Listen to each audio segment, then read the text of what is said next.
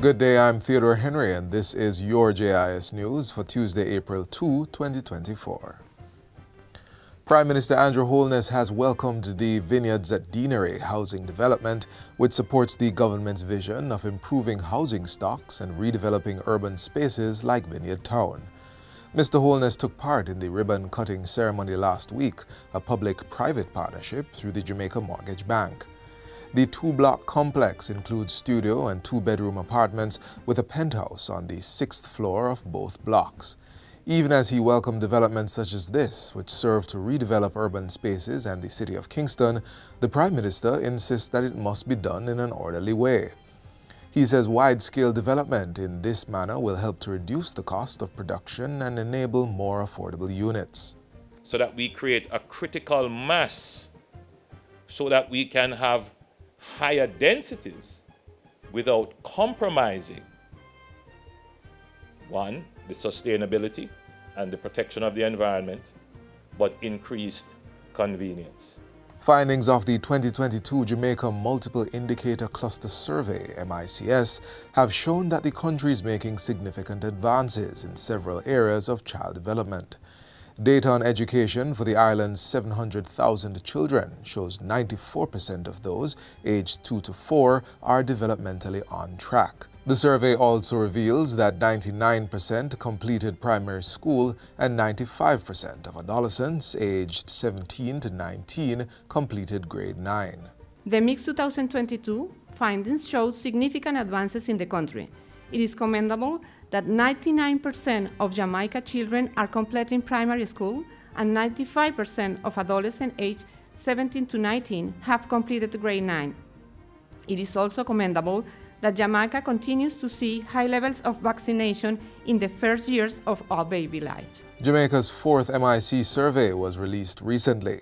It provides policymakers with high-quality data to support the country's efforts towards achieving the 2030 Agenda and the National Development Plan. Children face development risks when there is, for example, inadequate nutrition, poor education, an unsafe environment, poor parenting, and inadequate social amenities and healthcare services.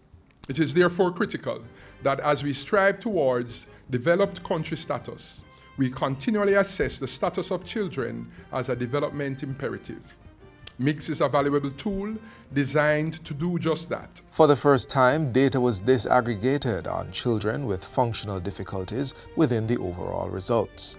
The MICS report shows that challenges remain in the performance of students in numeracy and reading at the age level of 7 to 14.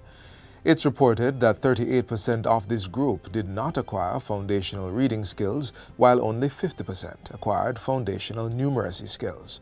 Additionally, work is needed to increase the attendance of children in the upper secondary school age of 15 to 16 years or higher from 82% to the national target of 95%. The Ministry of Agriculture, Fisheries and Mining has partnered with the Northern Caribbean University, NCU, to plant 40 acres of dairy fodder.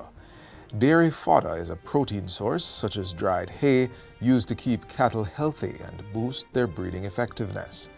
The partnership was signed on Thursday at the launch of the Jamaica Dairy Development Board and NCU Dairy Revitalization Project. President of NCU, Dr. Lincoln Edwards, says the aim is to transform the existing operation within the dairy unit into an all-inclusive operation.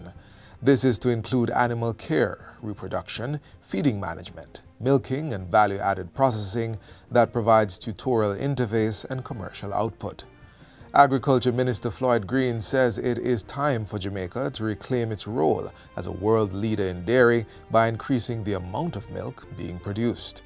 This, he asserts, can be achieved by implementing modern technologies such as artificial insemination, focusing on fodder banks, and selecting grass varieties that are most suited to Jamaica's changing climate.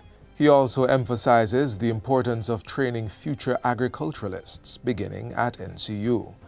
As a result, the ministry has provided the institution with 6 Jamaica Hope cattle, and a new milking parlor is to be constructed. Further initiatives are being developed to target secondary school students to pursue careers in the dairy sector, while continuous work is being done to improve cattle genetics and rebuild stockpiles. The National Housing Trust NHT will be offering an amnesty from interest and penalties on outstanding contributions to MSMEs and charity organizations. This will benefit institutions with 50 or fewer employees that earn annual revenue of less than $425 million. Prime Minister Andrew Holness says this is to support the economic recovery of entities that suffered the effects of the COVID-19 pandemic and encourage their regularization in the coming financial year. As at the 31st of December 2023, a total of $6.78 billion in contributions and interest was outstanding from these institutions, with charitable organizations accounting for $129 million. The amnesty will be in 3 phases, ending March 2025. For contributions settled by September 30 this year, the NHT will waive all penalty interest on employee and employer contributions. A 20% discount on outstanding employer contributions will also be applied. For all contributions settled between October 1 and December 31 this year, all penalty interest on employee and employer contributions will be waived. And for all contributions settled between January and March 2025, the NHT will waive the penalty interest on employer contributions only. And finally, the Office of the Information Commissioner, OIC, will begin the registration for certain categories of data controllers at the end of the 6-month grace period on June 30.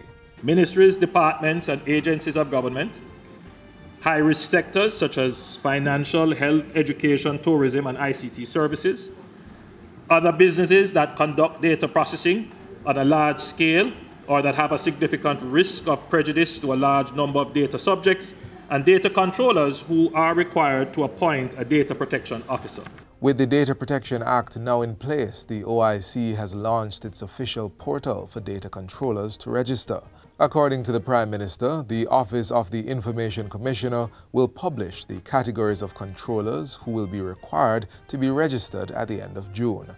Queries may be channeled through the OIC. We are now actively exploring how we can provide further time, especially for MSMEs. To this end, the Office of the Information Commissioner will be following general international best practices for adopting a strategic approach to the implementation of the Data Protection Act. And that's it for JIS News Today. I'm Theodore Henry. Thanks for watching.